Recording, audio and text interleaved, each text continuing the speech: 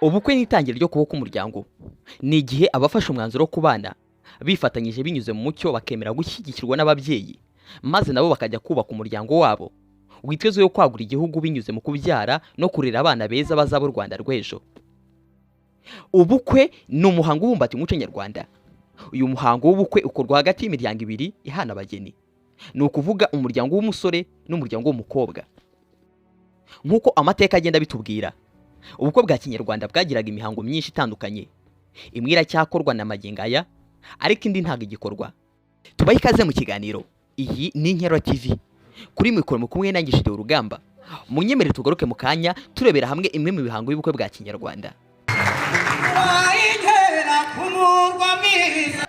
Umuhango wabimburiraga indi yose ni ukurambagiza no gufata irembo. Kurambagiza ni iki? Kurambagiza ni ukurebera hamwe uburanga bw'umukobwa n'ubwiza bwe, kugenzura imico n'imyifatire ye, uko yitwara mu mibereho ye ya buri munsi, isuku ndetse n'umuryango akomokamo kugira ngo umuntu amenye neza niba yarahawe uburere bwiza.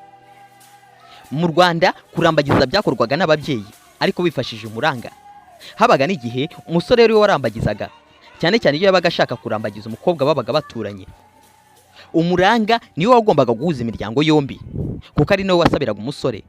Gufata irembo ni igikorwa gikurikira kurambagiza. Uyu muhango ubera iwabo w'umukobwa.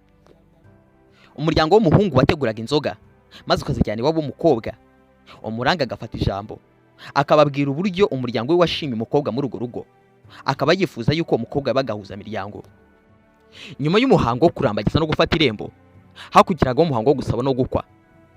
Mu muco nyarwanda umuryango w'umuhungu niwe wajyaga gusaba umugeni, kuko mu Rwanda umuryango, ubwoko, igisekuru byose bishingira ku mugabo. Kera umuhango wo gusaba babazaga kuwitegura bihagije, ndetse bakabanza no kuraguriza inzuzi zakwera bakohereza intumwa ku muryango bazajya gusabamo umugeni. Umukuru w'umuryango akenshi niwe wabaga umukwe mukuru. Yaba atabishoboye bagatoranya indi bikwiye. Gukwa mu Rwanda ni ugutanga ikintu cyemewe nk'inkwano kugira ngo ubone umugeni, kikaba ikimenyetso cyo kwerekana ko umugeni afite aho akomoka, ko atishingiye, ko ashyingiwe n'umuryango. Inkwano rero ryari ishimwe ry'umubyeyi w'umukobwa kubera ko yareze neza umwana akaba ageze igihe cyo gushinga urwe rugo. Mu gihe cyo gusaba no gukwa habagamo undi muhango wo kuvugira inka. Kuvugira inka ni umuhango ukorwa n'umutahira mu bukwe bwa kinyarwanda.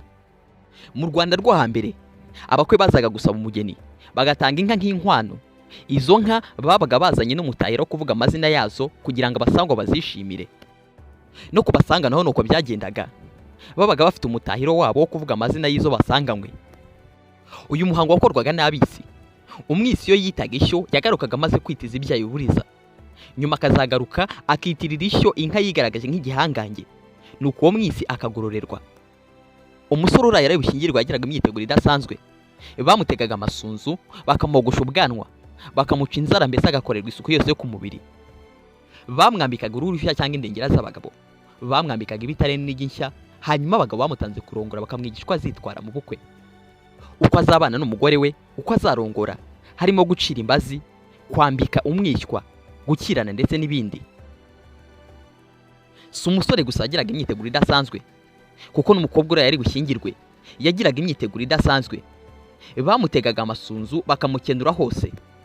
Nyirasenge w'umukobwa cyangwa undi mugore wizewe n'umuryango nka nyirakuru cyangwa nyina wabo yazaga kumuhana. Umukobwa n'umubyeyi ugiye kumuhana bajyaga ahantu hiherereye maze akamubwira uko azajya atsinda abakuru, harimo sebukwe ndetse na nyirabukwe. Yamubwiraga uko azajya yubaha umugabo we, akamurinda inzara n'inyota, akamurinda gukonoza akayoga gasigaye mu gicuma cy'umugabo we, akamubwira ukuntu azajya yubaha abagabo babo, akabaha agaciro nk'umugabo we kuko ari baramube, ariko bikagarukiraho. Yamuganirizaga ukuntu azajya yirinda gutesha agaciro umugabo we, yirinda kumena amabanga y'urugo. Yamwigishaga kandi uko azitwara nahura n'umugabo we, uko azakirana, akirinda kumuvuna cyangwa kumukubita ku kintu cyamukomeretsa. Yamuhanaga kandi kutagira inda nini ku biryo, ko yagombaga kujya arya bike ahubwo akinywera amata. Undi muhango wakurikiraga gusaba no gukwa ni ugushyingira. Gushyingira mu Banyarwanda ni umuhango wahuzaga umusore n'umukobwa bakarema umuryango mushya. Ibi byakorwaga n'imiryango yombi yahuzaga abana babo ikabaremera umuryango mushya. Imwe mu mihango yabaga ikubiye mu ishyingira harimo guhagurutsa umugeni. Mu muco nyarwanda umugeni ntiyapfaga gusohoka, barabanzaga bakamugoragoza akinangira, akarira, agafata inkingi ngo batamusohora mu nzu kugeza ubwo bamuhaye impano runaka. Bashoboraga kumuha ubutare, umuringa, itungo runaka n'ibindi, akabona gusohoka. Iyo yabaga akimara gusohoka mu nzu agiye gushyingirwa, yageraga ku marembo bakamusaba kuvuna agati k'inkingi y'amarembo iburyo n'ibumoso, agira ati nsenya urw'iwacu ngiye kubaka urw'ahandi. Urwo duti yaduherezaga ababyeyi be, ibyo byamusuriraga kuzubaka urugo rugakomera. Nyuma y'ibyo baramuherekezaga bamugeza hafi y'aho agiye gushyingirwa bakamushyira mu kirago. Nyuma y'umuhango wo guhagurutsa umugeni wabaga ukubiye mu ishyingira, wakurikirwaga n'umuhango wo kwakira umugeni no kurongora. Umugeni wese yerekezwa kwa sebukwe, iwabo bamutwaje ibirongoranwa. Buri muryango wateganyaga ibirongoranwa bijyanwe n'ubushobozi bwabo cyangwa se ubutunzi bwabo. Mu turere dutandukanye tw'igihugu bagiraga uburyo bunyuranye bwo kwakira umugeni. Hari abahitaga bamuha inka yicaye ku biro bya sebukwe, ahandi umugeni yasangaga batabye ingasire y'ikinanira mu bikingi by'amarembo, akayihagararaho, sebukwe akamutera icyuhagiro, naho nyirabukwe akamukoza umwuko ku ruhanga no mu gituza ndetse no ku ntugu zombi, nuko umugeni akinjira mu nzu.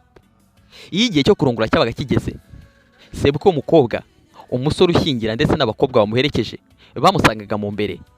Mushiki w'umusore niwe waga umutwaje umwishywa n'imbazi. Bagera imbere y'umugeni, umusore akayimwambika mu mutwe, hanyuma mushiki w'umusore akamuhereza inkongoro y'amata, akanywaho makeya maze akayajundika, akayacira mu maso y'umugore we avuga aya magambo ati ndakurongoye ndi mwene kanaka. Nyuma y'umuhango w'ishyingira hakurikiraga undi muhango wo gutwikurura.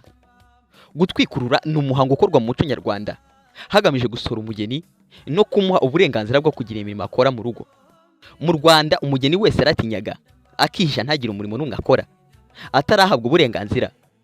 Uyu muhango wo gutwikurura wabaga ugizwe n'ibice bine by'ingenzi: gukura abageni mu nyegamo, kogosha amasunzu, guha abana amata ndetse no kwerekana imitwa. Nyuma y'umuhango wo gutwikurura hakurikiraga undi muhango wo gutekesha. Gutekesha cyangwa gukoza ku mashyiga wari umuhango wakorwaga n'ababyeyi b'umuhungu hagamije guha uburenganzira umugeni bwo kuba yakwisanzura agakora imirimo yose ikenura urugo rwe. Nyuma yo gutekesha hakurikiragaho undi muhango ari nawo wa nyuma, guca mu irembo no kuramukanya. Hashize iminsi mike abageni bashyingiwe, bajyaga iwabo w'umukobwa gukura ubwatsi. Bajyanaga na se w'umuhungu, umuranga cyangwa se undi muntu mukuru uri buze kuza gushobora kuvuga ijambo. Iyo umuhango wo guca mu irembo utakorwaga, umukobwa ntiyabaga yemerewe kujya gusura iwabo ku mugaragaro. Iyo yajyagayo yagendaga rwihishwa ndetse agaca mu cyanzu. Gusura abageni cyangwa kuramukanya ni umuhango wakorwaga nyuma yo guca mu irembo.